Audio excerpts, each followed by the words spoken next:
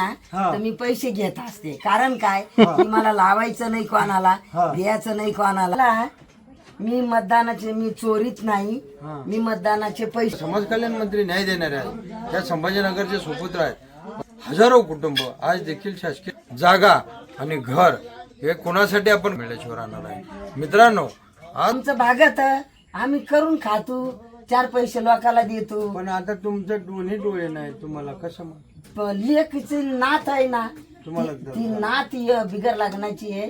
ती नात आम्हाला संध्याकाळी येते, कामाला जाती कारखान्यावर, कामाला जाती, थांब, कामाला जाती कारखान्यावर आणि तिथून येऊन संध्याकाळी आम्हाला स्वयंपाक करून देते.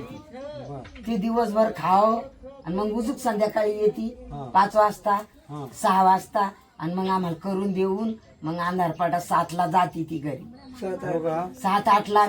तुमची ऊर्जा बघून मला एवढं बरं वाटलं. एवढं वयस्कर म्हातारा आहे तुम्ही, एवढं दोन्ही डोळ्याने नेत्रहीन आहे. तुमच्यापासून घेण्याजोगं खूप आहे लोकांनी. दोन्ही डोळ्याने दिसत नाही तरी देखील जगण्याची जिद्द तुम्ही सोडली नाही आणि कुणावर विसंबून बी राहिला नाही.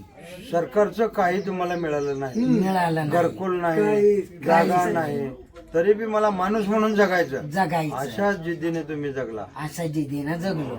हा पासा मागून खाल्लं. धडाभर द्यायचं तर 2 धडे द्या, 2 धडे द्यायचे तर आम्हाला 2.5 धडे द्या, 1.5 धडा द्या, असं करून धडाभर द्या, असं करून जगलो. जगला तुम्ही. कोणावर आशा नाही, कोणावर दशा नाही, काय नाही. महाराष्ट्रामध्ये असे काही घर आहेत, दोघं नवरा बायको असे, ते दोन्ही डोळे नसताना देखील मला माणूस म्हणून जगायचं आहे. अशा संघर्षातून पुढे आलेत ते. मुळात म्हणजे मी हमेशा महाराष्ट्रामध्ये काम करताना वेगवेगळ्या आदिवासी बेड्यांवर जातो, वेगवेगळ्या पीडित कुटुंबाच्या इथं जातो. परंतु आज संभाजीनगरमधील पैठण तालुका आहे आणि पैठण तालुक्यामध्ये या ठिकाणी आदिवासी पारधी बेड्यांवर आलो. प्रत्येक ठिकाणी मी गेलो की प्रत्येक आदिवासी कुटुंब मला नेहमी म्हणतात की आम्हाला घरकुल द्या, आम्हाला जागा द्या, आम्हाला शिक्षण द्या, आम्हाला सवलती द्या. परंतु आज या ठिकाणी एक अनोखी विषय बघायला मिळाला. इथं डोळे नाही, या जगाशी युगाशी काही संबंध नाही, इथं नातं नाही, इथं गोतं नाही, तरी देखील मला माणूस म्हणून जगायचं, आदर्शाने जगायचं. असं आपण या ठिकाणी पाहताय. घरामध्ये नेत्रहीन व्यक्तीने धाटलेला संसार, म्हणजे दोन्ही डोळ्यांनी दिसत नाही तरी 2 कोंबड्या आहेत. घरामध्ये चिंध्यांनी बनलेलं इथं पाल आहे. या ठिकाणी एक चिंधी या ठिकाणी मागून आणलेली आहे आणि थंडी वारा, ऊन वारा, पाऊस या ठिकाणी या चिंध्यांपासून बनलेल्या गोधडीवर ते आपलं जीवन गुजारण करत आहेत बसण्याचं. इथं पाहायला मग मागं पत्रे आहेत.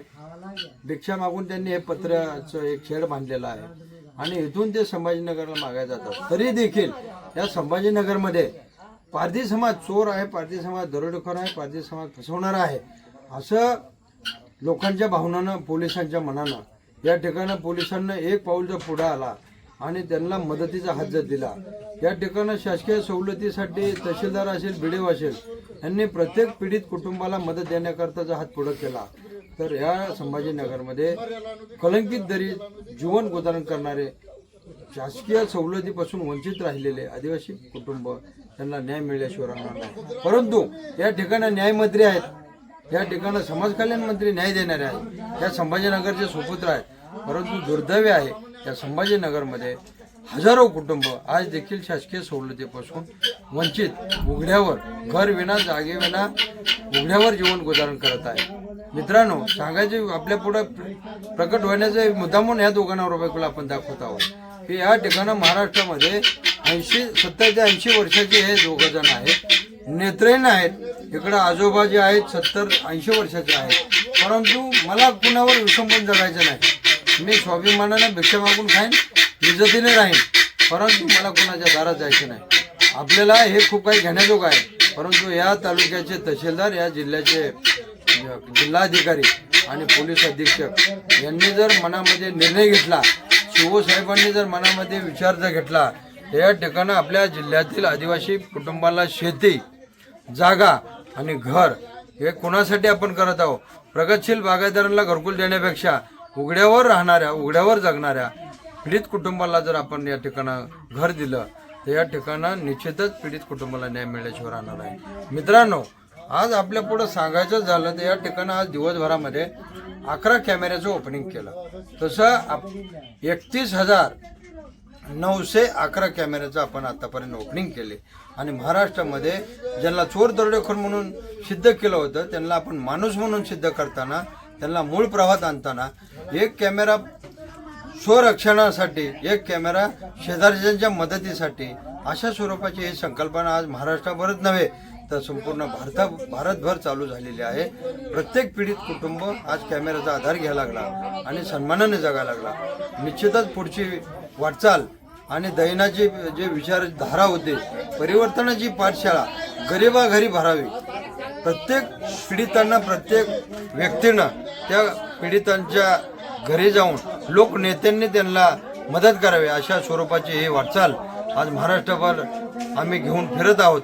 आज या ठिकाणी लाखो लोकांना माणूस म्हणून जगवत आहोत. अशा स्वरूपाची वाटचाल आपल्या सर्वांची मदत होईल अशी अपेक्षा बाळगतो. तुम्ही इथं किती दिवसापासून राहता? इथं आम्हाला 70-80 वर्ष झाले. शासनाच्या काही सवलती तुम्हाला? शासनाची सवलती आम्हाला होती, पण आम्ही कोणाला दुःख नाही देत आणि आम्ही कोणाला त्रास बी नाही देत, पण लोकच आम्हाला त्रास देते. तुम्हाला घरकुल का नाही मिळाला? घरकुल मिळलं नाही. मी दमदम नावं येतेत पण घरकुल नाही येऊ राहिलं. पण मला मी मतदानाचे, मी चोरीत नाही, मी मतदानाचे पैसे घेते.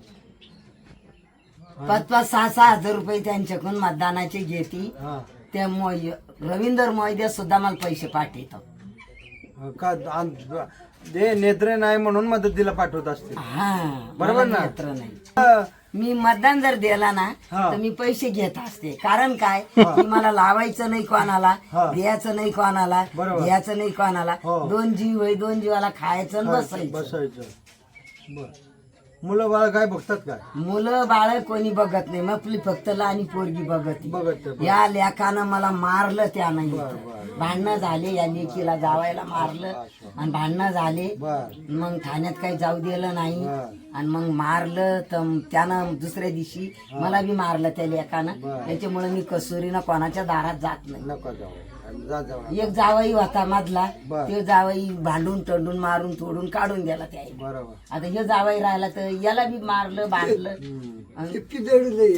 पिदाडू होत तेव्हा त्याला मारून दिला आम्ही. मला शिया गाळी देत होता.